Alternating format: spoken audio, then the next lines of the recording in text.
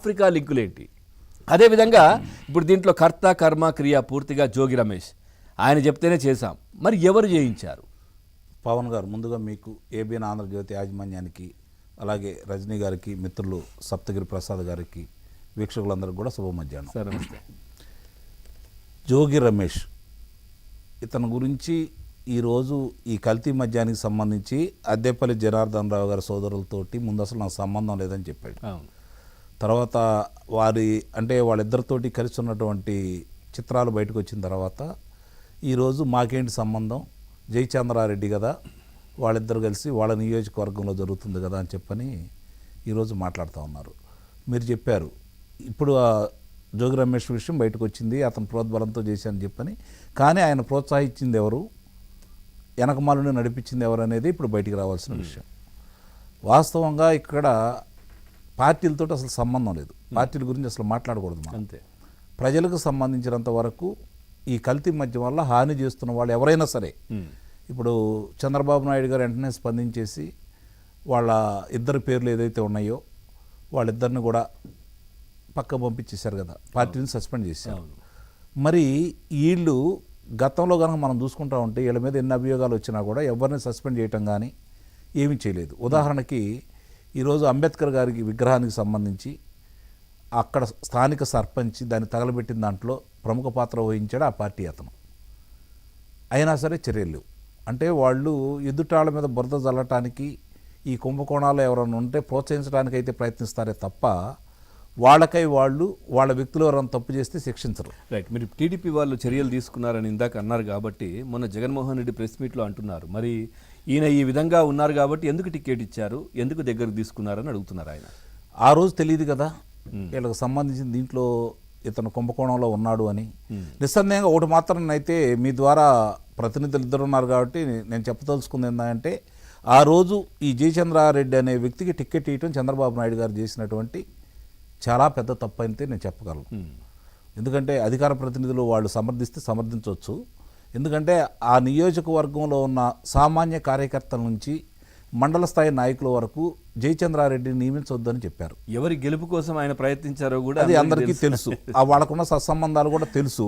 మరి ఏ విధంగా అధినాయకుడిని బురిడి కొట్టారా, లేకపోతే వాళ్ళు అతనికి ఇస్తే గెలుస్తామని చెప్పని ప్రచారం చేశారా, వాళ్ళ మాయలో పడి అధినేత తప్పు చేశాడంటే నిస్సందేహంగా తప్పు కింద లెక్కేస్తున్నాను నేను.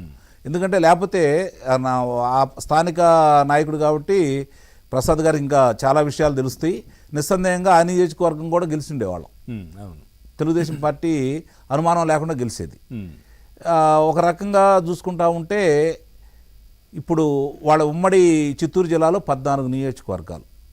పాపం పేరుకి చంద్రబాబు నాయుడు గారు ముఖ్యమంత్రి, లోకేష్ గారు ఈరోజు పార్టీని చూసుకుంటున్నారు, పరిశ్రమలు తీసుకొస్తున్నారు. నాకు తెలిసినంత వరకు ఇంకా కూడా 7 నుంచి 9 నియోజకవర్గాల వరకు పెద్దిరెడ్డి గారు చెప్పిందే అక్కడ శాస్త్రంగా జరుగుతూ ఉంది. ఇది కాదనలేని సత్యం. కావాలంటే ఆధారాలు కూడా చెప్పగలను నేను. ఎందుకంటే వాస్తవ పరిస్థితులు అవి.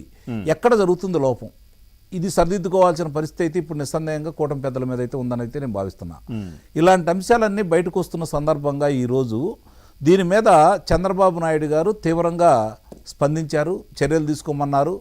దీని గురించి మొత్తం ఎవరెవరు ఉన్నారు, ఎలాంటి వాళ్ళైనా వదిలిపెట్టొద్దన్నారు. అట్లానే సిట్టు వాళ్ళు కూడా ముందుకెళ్తానే ఉన్నారు. అందుట్లో ఎలాంటి సందేహపట్టలేదు నేను. కానీ ఈరోజు మనకు చూసుకుంటా ఉంటే, రాజశేఖర్ గారిని చూసుకుంటా ఉంటే మనకి ఇది సిట్టుకి సంబంధించి ఈరోజు ఎంత అద్భుతంగా దాన్ని బయటికి తీసుకుని వచ్చారు. ఆయన విజయవాడ కమిషనర్, ఆయనకు అదనపు బాధ్యతలు దీన్ని అప్పచెప్పారు. ఈరోజు ఎవరెవరు ఉన్నారు, జగన్మోహన్ రెడ్డికి ఎంత డబ్బులు వెళ్ళినాయి, విదేశాలకు ఎంత డబ్బులు వెళ్ళినాయి, ఎవరెవరు దీంట్లో పాలు పంచుకున్నారు, 3,750 కోట్ల రూపాయలకు సంబంధించినటువంటి వరకు డబ్బులు వసూలు చేసింది ఎవరు, ఈ కమిషన్లు. మరి మన జగన్మోహన్ రెడ్డి ఆయన పైన కూడా ఆరోపణలు చేశారు మన ప్రెస్ మీట్లో. ఆయనకు కూడా ఈ సిండికేట్లో భాగం ఉందని చెప్పి మాట్లాడారు. అదే కదా చెప్పేది. ఎందుకంటే ఎవరైతే నీతిగా నిజాయితీగా చేస్తారో వాళ్ళని ఆ రోజు సుబ్బరాయుడు గారిని కూడా అతను ఏ విధంగా మాట్లాడాడో చూసాము. అలాగే రామ్ సింగ్ గారు, వాళ్ళ బాబాయ్ గారి హత్యకు సంబంధించి సిబిఐ ఆఫీసర్ రామ్ సింగ్ గారు గూగుల్ టేక్అవుట్ ద్వారా ఇలా జాతకాలు మొత్తం బయటపెట్టి 3 రోజుల ముందు నుంచి అవినాష్ రెడ్డి ఎవరితోటి మాట్లాడుతున్నాడు, అవినాష్ రెడ్డి జగన్మోహన్ రెడ్డి గారి ఇంట్లో ఉన్న వాళ్ళతోటి ఎవరితోటి మాట్లాడాడు, ఆ రోజు హత్య జరిగినప్పుడు 1 గంట కానించి అన్నిసార్లు అక్కడ ఉన్నటువంటి వ్యక్తికి ఎందుకు ఫోన్ చేయాల్సి వచ్చింది? 4:30కి జగన్మోహన్ రెడ్డికి తెలిసిన తర్వాత తీరిగ్గా కార్యక్రమాలన్నీ నిర్వహించుకొని సాయంత్రం వచ్చాడు. మీరు గమనించుకోండి, ఇక్కడ సాయంత్రం వచ్చాడు రోడ్డు మార్గాన. అది నిదానంగా వచ్చిన వ్యక్తి ఏం చేశాడు? రాంగల్లోనే కూర్చొని వాళ్ళ బాబాయిని అంటే అతను ముందు వీడియో చిత్రీకరించినట్లు, లేదంటే అతనికి వీడియో తీస్తూ ఆయనకు చూపించినట్లు, ఎక్కడ ఏం జరిగింది, ముందు ఏ పోటు పడింది, గొడ్డలి పోటు అని చెప్పని